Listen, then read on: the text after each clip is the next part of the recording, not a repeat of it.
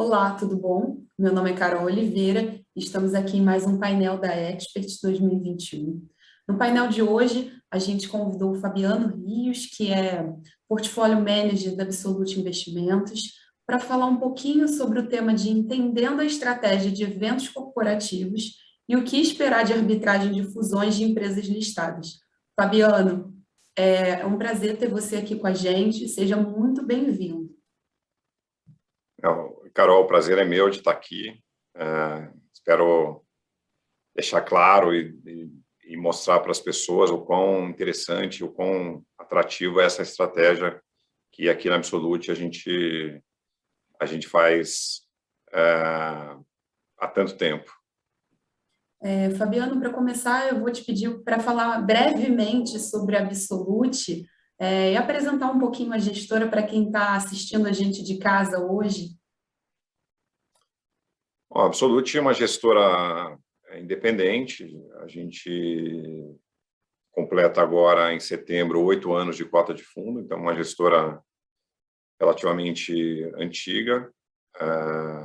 Hoje a gente tem por volta de 19 bilhões de reais sob gestão, dividido nas estratégias macro, arbitragem, da qual a gente vai falar mais, e ações.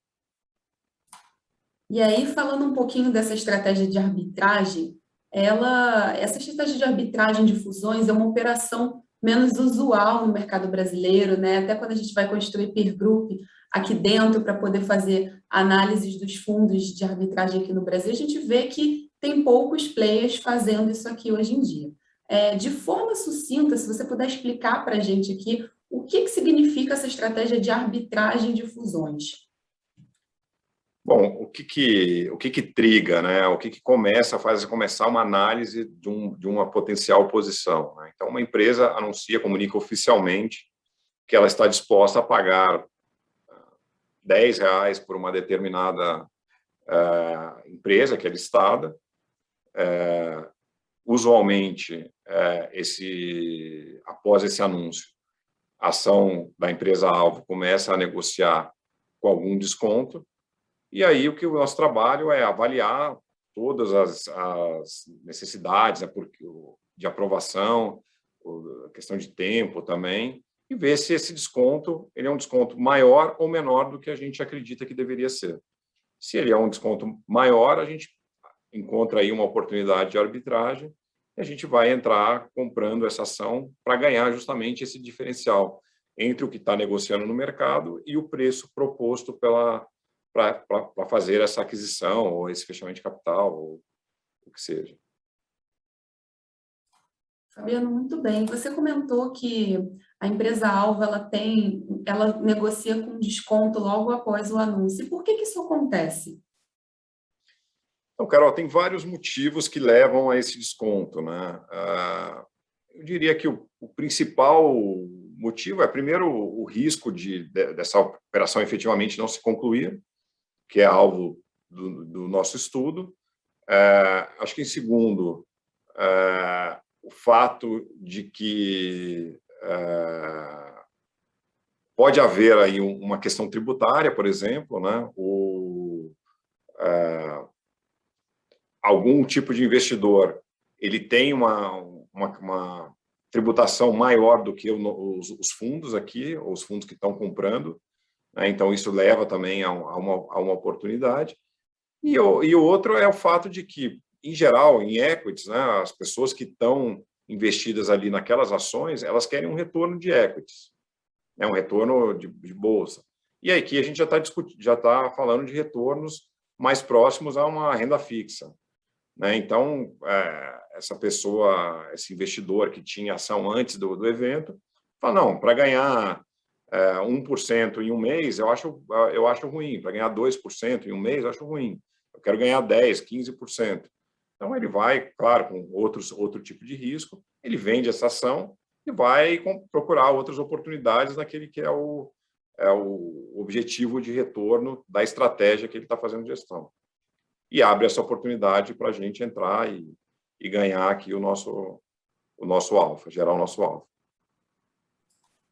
E aí, até perguntando para você, o que é o diferencial de você ter essa estratégia no seu portfólio e o diferencial da Absolute fazendo isso? Bom, eu acho que essa estratégia tem um grande apelo, na minha opinião, que é o apelo da descorrelação. Então, essa é uma estratégia que, se você olhar historicamente, ela não tem relação com o mercado acionário brasileiro, mesmo com o mercado americano, ela não tem relação com taxa de juros. Então, assim, ela tem uma dinâmica própria de performance, e isso, na hora que você joga dentro de um portfólio, isso faz muita diferença. Você tem um ativo que gera alfa, gera bastante alfa, e é descorrelacionado com o mercado como um todo, com os outros ativos que você tem no teu portfólio. Então, para vocês aí que ficam quebrando a cabeça para montar o portfólio dos clientes, acho que é uma estratégia que encaixa assim, muito bem na montagem de um portfólio. Diferencial nosso aqui da Absolute em fazer essa estratégia, acho que é primeiro a experiência, né? Eu faço a primeira operação que eu fiz de arbitragem, fusões e aquisições tem mais de 20 anos, foi no ano 2000. Então, faço isso há muito tempo, conheço bem os detalhes, conheço bem como funciona. A gente tem uma equipe muito forte aqui junto comigo, né? Eu estou aparecendo aqui, mas, na verdade, existe uma equipe por trás, me ajudando e dando inputs. E o fato de fazer isso há muito tempo e da maneira com que a gente faz, também acabou criando para a gente aqui uma base de dados muito grande, que nos auxilia a fazer justamente o cálculo das probabilidades, que vai determinar se uma posição é atrativa ou não. Então, a gente tem uma base de dados aqui enorme, onde a gente analisou milhares de deals em cada setor, né? E isso faz com que a gente tenha um grande diferencial de entendimento da questão principal de qualquer estratégia, que é risco versus retorno. E aí, Fabiano, muita gente, quando eu converso com o mercado, e até já conversei com vocês sobre isso, em termos até de geografias, existem diferenças, né, em fazer essa estratégia, posicionando o fundo no Brasil e fazer a estratégia posicionando o fundo em operações nos Estados Unidos. Você pode explicar um pouquinho mais o que tem essa diferença de jurisdição entre operações de Brasil e Estados Unidos? Então, você levantou até um ponto interessante que eu esqueci de citar na resposta anterior, na pergunta anterior, que é justamente a questão da diversificação, né? Então, a gente faz muito Estados Unidos, faz Brasil, faz Canadá, faz Europa, faz América Latina. Então, assim, a gente também está diversificado regionalmente falando, né? Então, isso abre oportunidade para você diversificar o teu portfólio dentro do fundo, eu digo, né? E também em situações onde você está vendo uma dificuldade ou uma dúvida numa certa região, você fala, não, tá bom, vou abrir mão, você ter a possibilidade de abrir mão de ter posições numa determinada região, porque você tem alternativas em outros locais onde esse problema não está existindo, né? Então, assim, eu diria que, indo para a tua pergunta, a diferença entre fazer isso aqui no Brasil e fazer isso lá fora, eu acho que uma diferença muito grande, primeiro, é a quantidade de deals, né? Então, no Brasil, a gente tem uma quantidade, historicamente, uma quantidade restrita de deals, apesar de que, recentemente, tem melhorado bastante. Então, isso gera uma dificuldade em você criar um histórico, né? Ou criar uma base de dados, que eu até citei, que é um dos nossos diferenciais, é ter essa base de dados. Então, como você tem poucos deals, você tem pouca informação para você se basear para tomar novas posições. Acho que lá fora, pelo fato de ter muito mais deals, isso é mais fácil. A informação lá fora também é mais disponível, né? As empresas, a comunicação das empresas com o mercado lá fora, ela é muito mais formal, né? Ela é exigido que ela seja feita de uma forma mais formal. Assim, os dados, as informações estão disponíveis lá fora, né? Principalmente nos Estados Unidos, é muito disponível, é muito fácil de você obter as informações. Então, assim, eu eu acho que fazer esse tipo de operação nos Estados Unidos, para quem não é americano, para quem não está localizado lá, é muito mais fácil do que quem é americano, por exemplo, fazer essa operação no Brasil. Né? Então, eu acho que isso é até um diferencial positivo que a gente tem. Isso acaba também afastando os estrangeiros de fazerem essas operações no Brasil, o que faz com que a gente tenha uma posição importante nas operações locais aqui também. Mas isso você fala por causa da falta de padronização dos dados aqui, de operações brasileiras? Não diria que aqui tem uma falta de padronização. Eu diria que lá fora se exige que que a comunicação seja mais formalizada.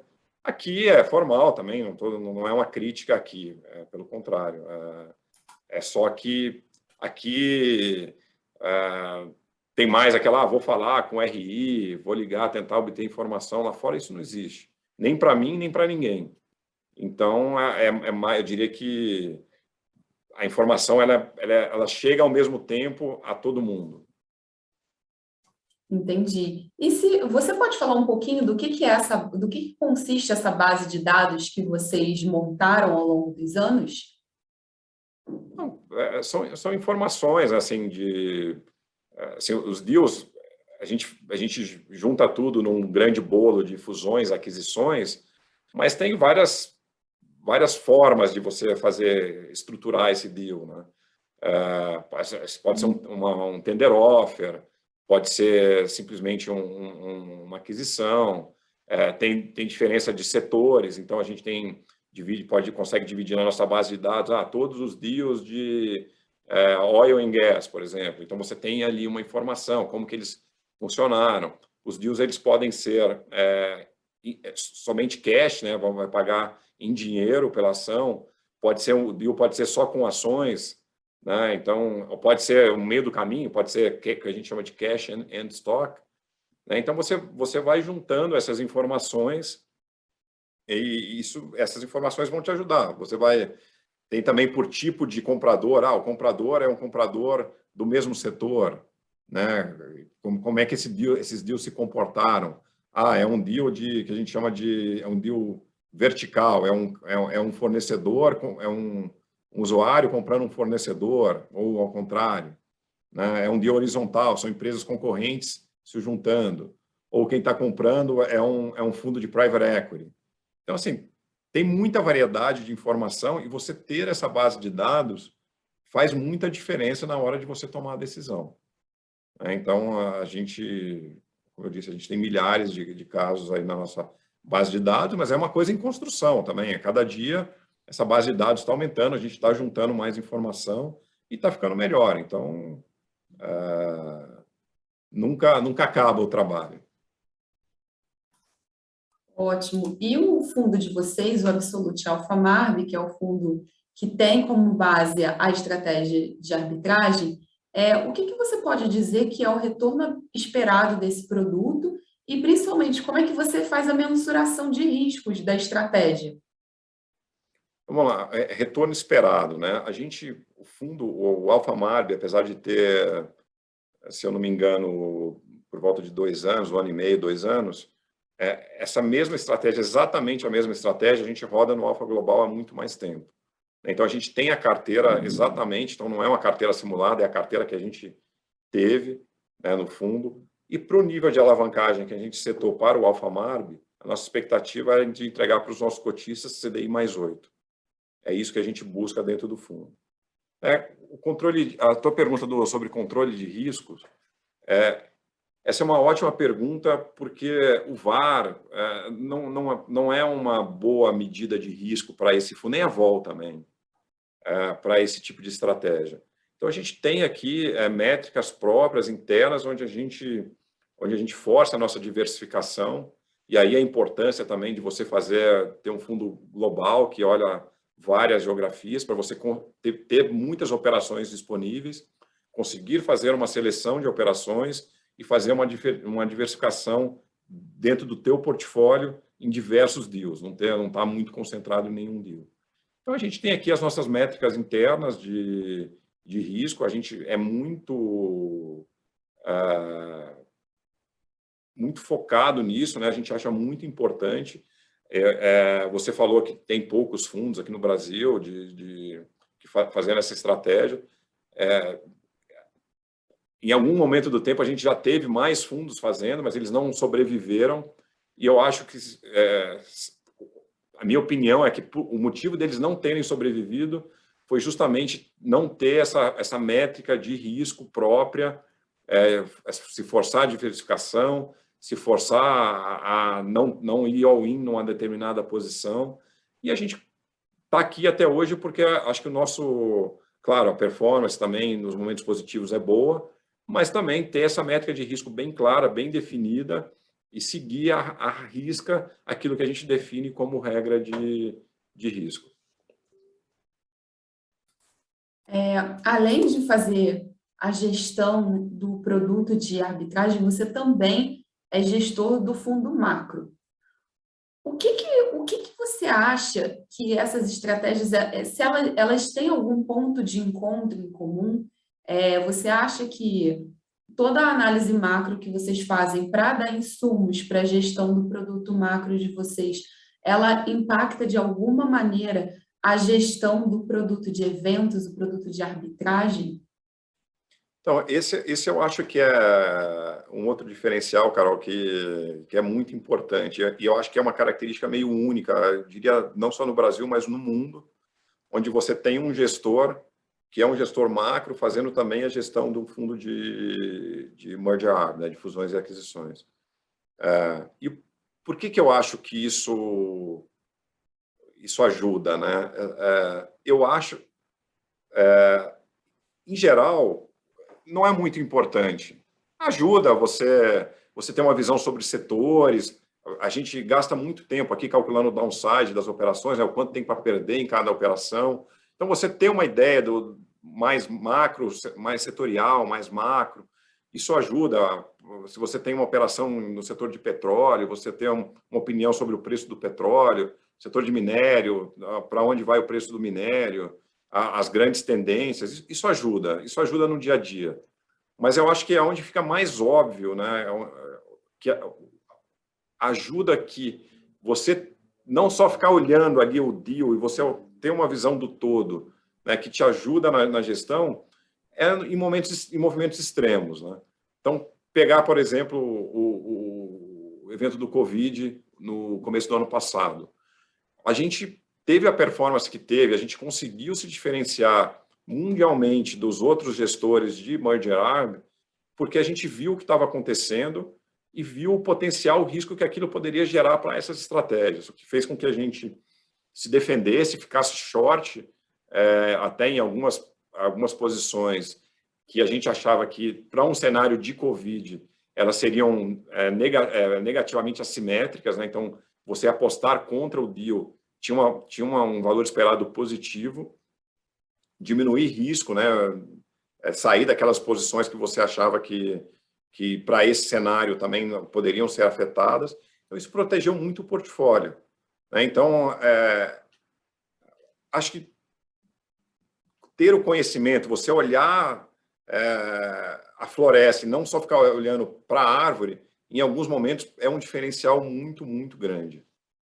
E, Fabiano, até para entender um pouquinho melhor, o que vocês aí na Absolute estão vendo de oportunidades, tanto para o Brasil quanto globalmente, né? Principalmente nos Estados Unidos?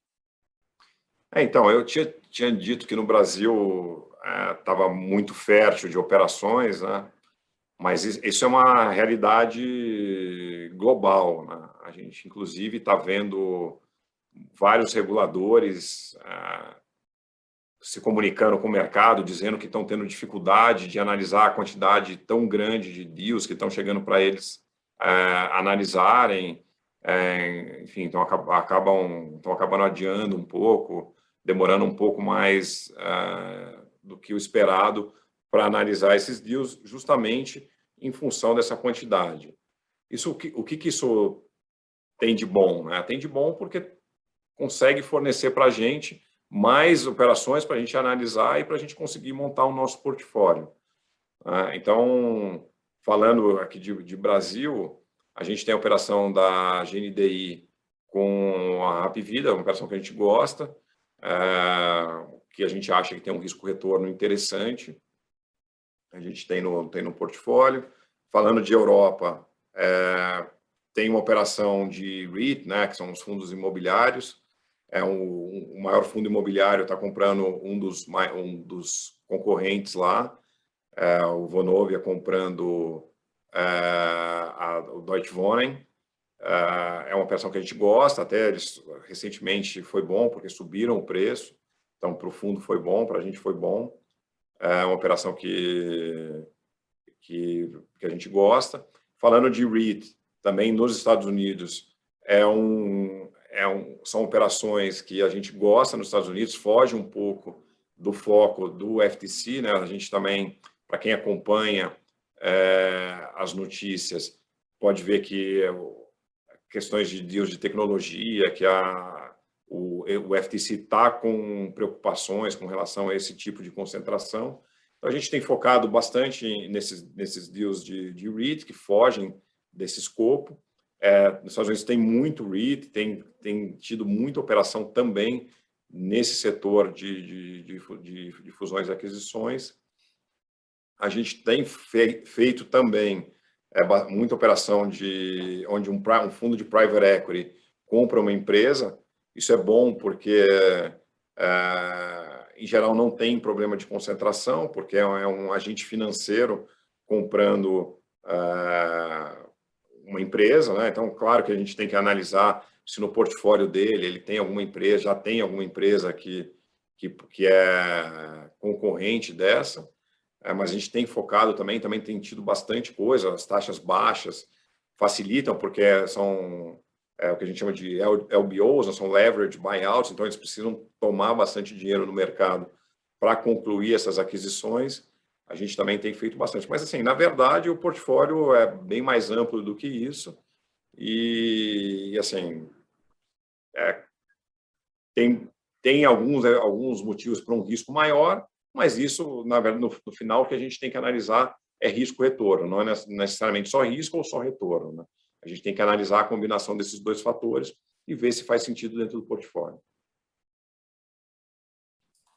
E aí, Fabiano, eu vou resgatar uma resposta sua que você deu uma pergunta de um tempinho atrás, falando que muitos dos fundos que já existiram aqui no Brasil, você acredita que alguns deles, né, deram all-in, né, foram com tudo em uma única operação, e por isso eu te pergunto, como é que vocês fazem para gerenciar a concentração nas operações de arbitragem do fundo? O fundo pode concentrar muito, concentra muito de fato. Como é que vocês gerenciam a distribuição das operações na carteira do fundo? A gente tenta limitar a concentração por operação. Todo mundo está sujeito ao erro, né? E como eu disse na resposta anterior, não é só uma questão de risco nem de retorno, é risco-retorno. Se tem risco, é sinal de que pode acontecer alguma coisa errada. Então, como é que a gente faz para gerenciar isso, né? A gente, além de limitar o tamanho da posição em função do risco da operação, então, uma operação muito arriscada é uma operação que, em geral, a gente vai ter uma posição pequena. Uma operação que a gente enxerga um risco menor, a gente pode ter uma posição maior. Mas, mesmo assim, a gente limita o risco, a gente tenta diversificar, a gente se força a diversificar. A ideia é ter entre 10 e 20 posições no livro e limitar aí que uma operação muito grande dentro do portfólio seja por volta de 5%, 7% do portfólio. Como o fundo é alavancado em 200 vezes, em até 5 vezes, né? Então pode ser, até diria que no Alfamarb, uma posição grande seria por volta de 30% do patrimônio do fundo, sendo que o fundo tem mais do que 100% de exposição. Ele pode chegar até 200%. Mas, em geral, é menos que isso. Então, a gente tem essa regra que a gente limita a exposição no máximo em uma operação e onde a gente determina o tamanho da posição em função do risco de cada operação. E isso, no final, acho que funciona muito bem e faz com que o retorno do fundo, ajustado por risco, seja muito bom. Muito bom. E hoje, como é que está a disposição geográfica dessas operações? Vocês têm feito mais operações nos Estados Unidos mesmo? Você comentou aqui de um REIT alemão. Como é que vocês têm feito? Vocês têm feito mais operações concentradas nos Estados Unidos, depois Brasil, depois global? Como funciona essa distribuição geográfica? A gente não tem uma meta de distribuição geográfica. Você ter a diversificação geográfica, ter a possibilidade de montar o portfólio, é só uma ajuda onde você vai analisar risco e retorno de cada geografia e vai determinar, dadas as oportunidades que existem ali, onde alocar o teu capital. Hoje, a gente deve ter mais ou menos uns 80% em Estados Unidos, diria que uns 10% Brasil e uns 10% dividido entre Europa, Canadá e México. O nosso portfólio hoje está montado dessa maneira. E, Fabiano, aqui nossa última pergunta. Pouco do risco está alocado em operações no Brasil. Hoje, o que é o maior desafio dessa estratégia de arbitragem aqui na indústria de fundos brasileira?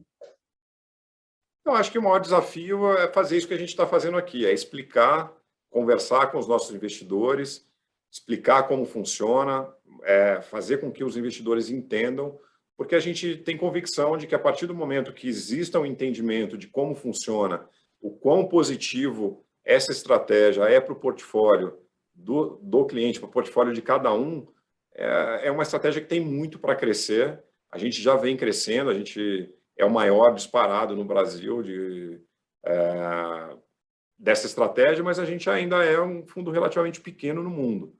E eu acho que, ao explicar, ao fazer com que as pessoas entendam, que os seus clientes entendam, que os alocadores entendam como funciona e o quão benéfica essa estratégia pode ser para um portfólio,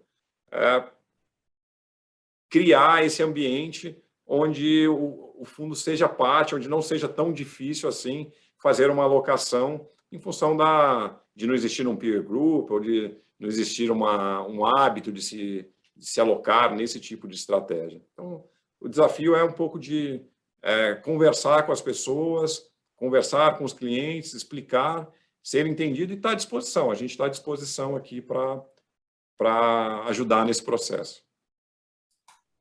Gente, infelizmente aqui o nosso painel chegou ao fim, Fabiano. Queria agradecer sua presença aqui para explicar uma estratégia que é mais comum globalmente falando, mas aqui no Brasil ainda é uma estratégia pouco conhecida, então foi super legal esse educacional do painel. Queria agradecer a todo mundo que está nos assistindo, e para quem está nos assistindo, queria pedir para acompanharem a programação da Expert. A gente vai ter muito conteúdo disponível, muito conteúdo gratuito, então aproveitem esse momento de se informar e buscar as melhores decisões de investimento. Muito obrigada, Fabiano. Obrigado a você, Carol. Queria agradecer também a todos que estão ouvindo e qualquer coisa a gente está à disposição.